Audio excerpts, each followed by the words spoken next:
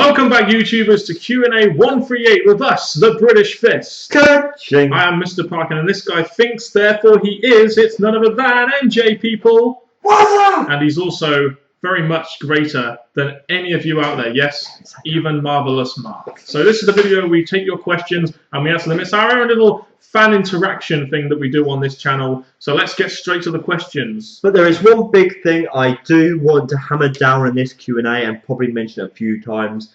We would love you to send in more questions, even if it comes in sets of 3, sets of 4. Keep them coming to keep us going. Or in some cases, sets of 10. Renegade Man 83. How would you debut the Ascension? The Ascension is a tag team on NXT. How would I debut the Ascension? Well, they have a very unique gimmick. They've got a dark gimmick.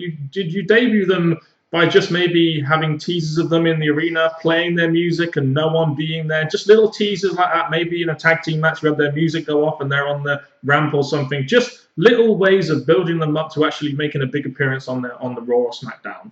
What I want to talk about is this Raw just gone from this Q&A is when they start to do backstage outside the arena stuff. What I would love to see are video packages from somewhere outside the arena, Yes. mysterious places. Bring that effect back to the WWE and use them who could be in multiple places causing havoc and stuff. Yeah, it would be good if WWE actually used the arena and different settings and stuff. They used to do that a lot in the Attitude Era. Do you remember the good old supermarket fight between Booker T and Stone Cold Steve Austin? Vince McMahon in the church. Exactly. So you've got plenty of things. Use these, give the Ascension stuff like that. Unique stuff which you'll be able to identify with them. Can Daniel Bryan be the guy to be the next face of the company or WWE, or do you think John Cena will still be the face in the next 5 to 10 years? Well, eventually, John Cena isn't going to be the face because he's going to have to taken so many damn bumps that he's going to have to step down as being the face of the company. He'll probably be the face for the next 5 years, definitely. They could probably get another 5 years out of him. But do you reckon Daniel Bryan, just because he's over, does it mean he's going to be the top guy in the company? I don't think it does. Let me split this question into two, because you've got John Cena 5 to 10 years. To be honest, the fact he's pretty much done everything in the WWE, I think it's going to be a real struggle to keep him being the top guy for 5 to 10 years unless they keep making him win the WWE Championship to keep him going. As for Daniel Bryan, I feel out of all the wrestlers right now who deserves or has the right to be up there, he's got good crowd reaction, he can put on good matches, he works well with multiple wrestlers. I think Daniel Bryan, the fact he's got stuff to be there, why not? I think Daniel Bryan, for me, is the kind of guy that, yes, he's incredibly over, but there have been a lot of superstars that were incredibly over that probably would never, ever be a top guy. I think Daniel Bryan is another one of them. You could put him in a main event segment every now and then and, maybe throughout the year, but unfortunately, I don't think he'll ever be the face of WWE. I don't think he's really Vince McMahon's idea of what the face of the WWE should be, much to the dismay of many YWCers out there, no doubt, and internet fans. What are your predictions for TNA in 2014? Will AJ Styles return at some point? This is interesting because I haven't watched TNA since Destination X 2013. Me and Dan have had ongoing conversation back and forth, and I feel, I said this in my TNA review, the big names who seem to have left, Hogan, AJ, Sting, I really think this is probably the wrestling business trying to play with our minds.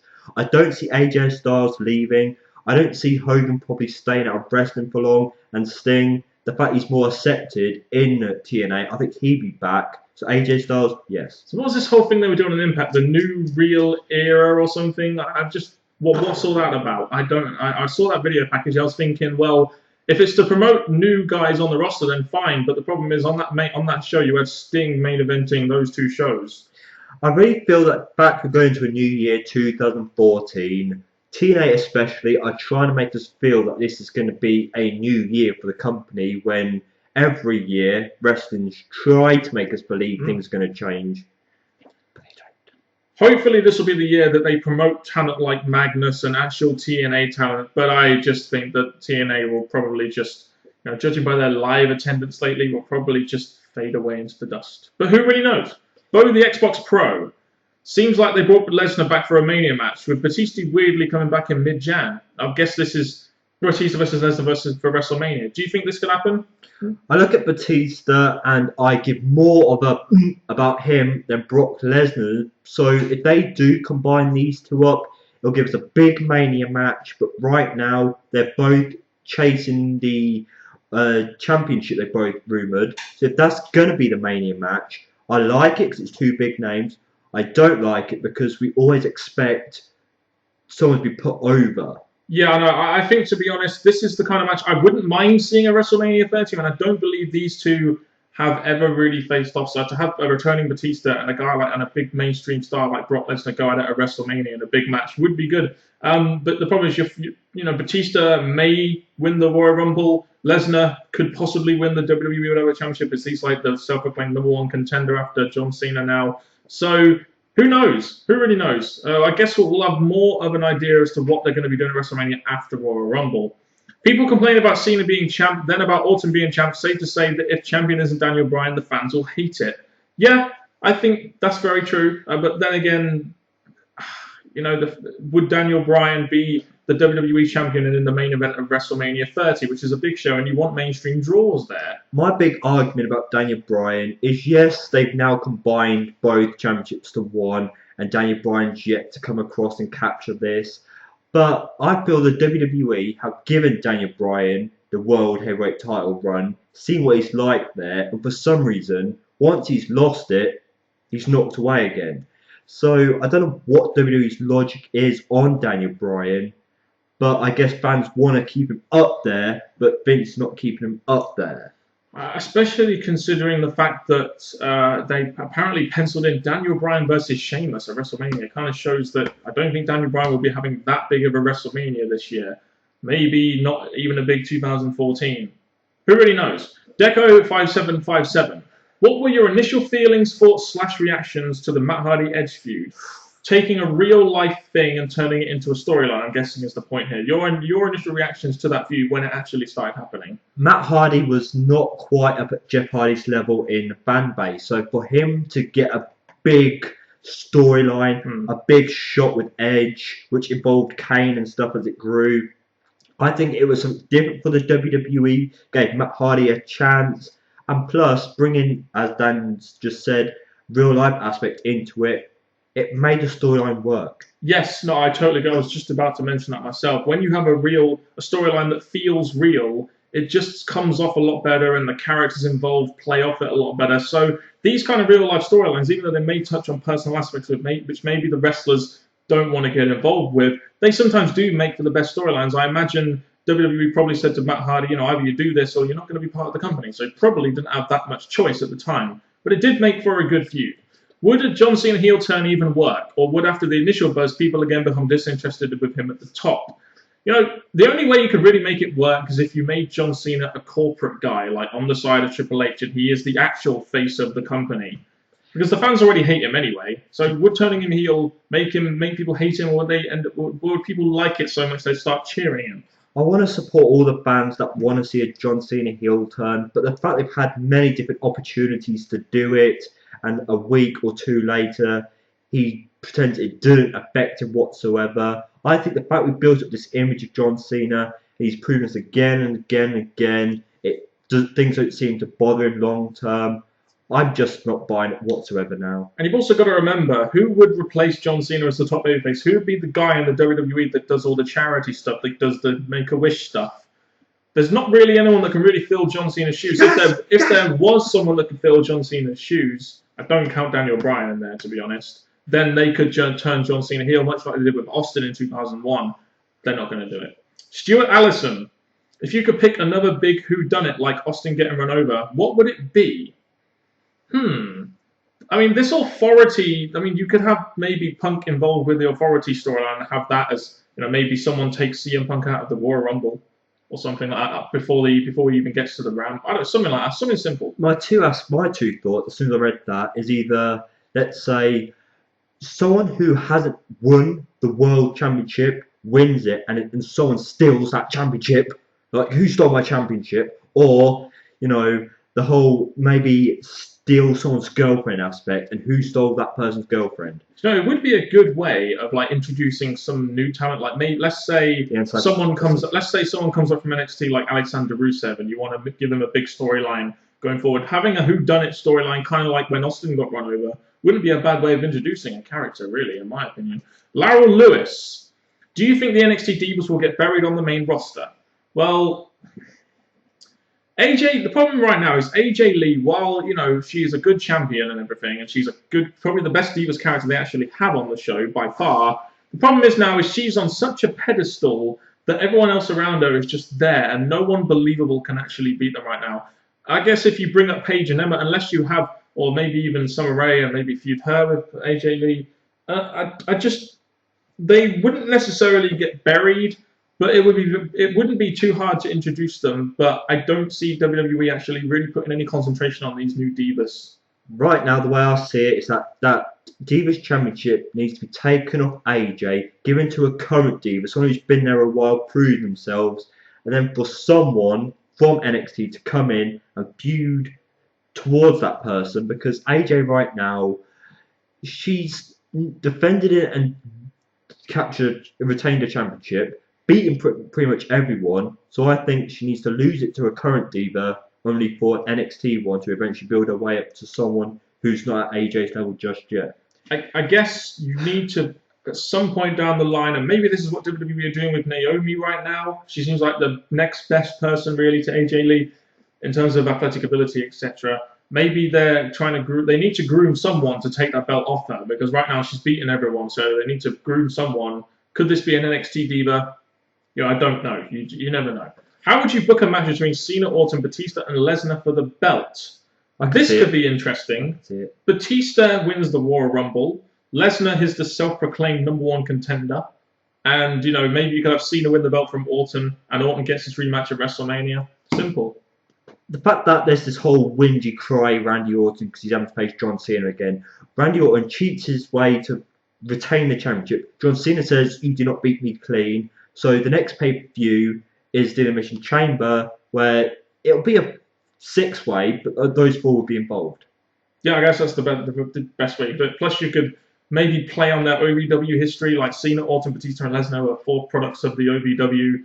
The history between Cena, Orton, and Batista, could play that in there with Lesnar being the self-proclaimed #1 contender. So much stuff, but that's why 4-ways generally aren't done as the main event of WrestleMania. While WrestleMania 2000 really sucked. Luckily, I wouldn't have this 4-way as a Mania match. You got 4 big names. You could make either two big matches. So I'd have that involved in the chamber, but a reason why these 4 should fight against each other and save the Mania match for 2 separate ones.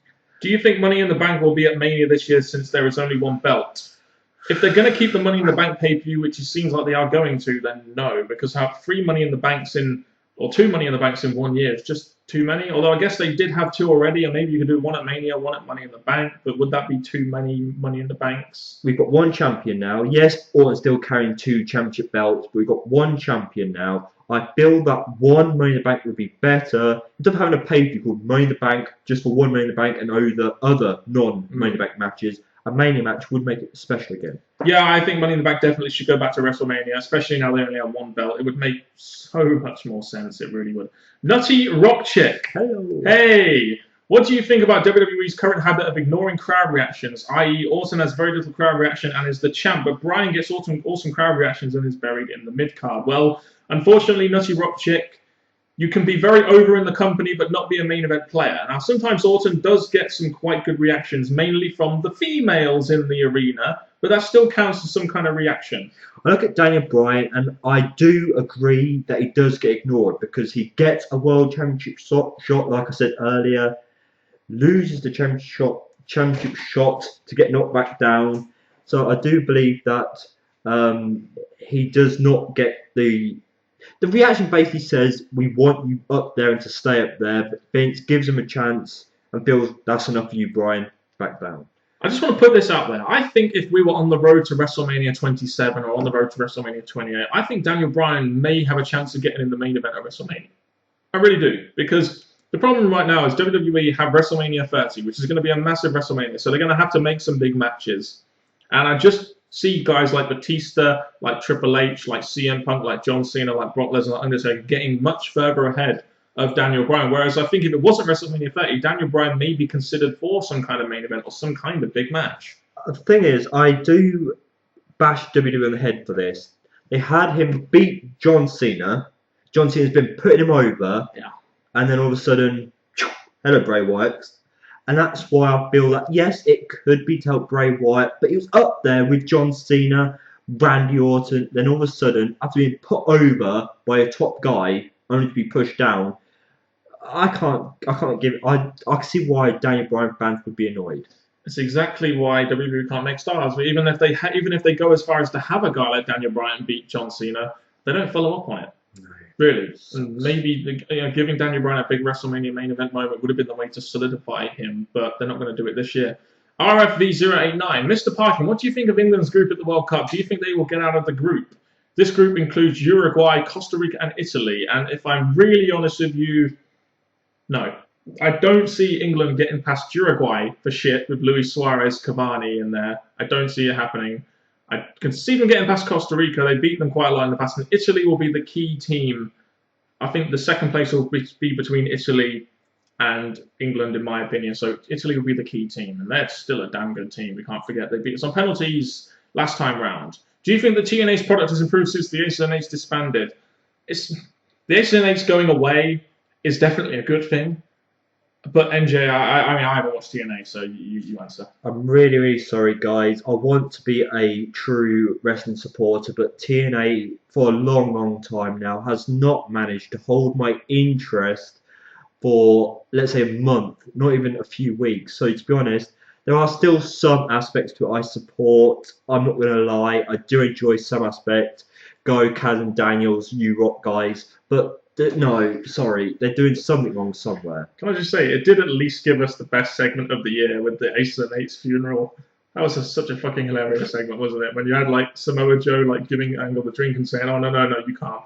So, it was fucking hilarious, wasn't it? What are your thoughts on AJ Styles joining ROH and leaving TNA? Well, he's doing a couple of dates for ROH, and that could be good initially for ROH. I'm not sure if AJ Styles will bring that many casual fans to ROH because he didn't really do it for TNA. So if he can't do it for TNA, why would he be able to do it for ROH? I want to read the American Wolves contract. We'll do a switch. We'll give you these two guys if you give us AJ Styles for a while. TNA got a crap deal on that one. I don't know how it went, but AJ Styles, ROH, he'll be back. He'll be back. I mean, to be honest, ROH aren't going to pay him anywhere near enough money.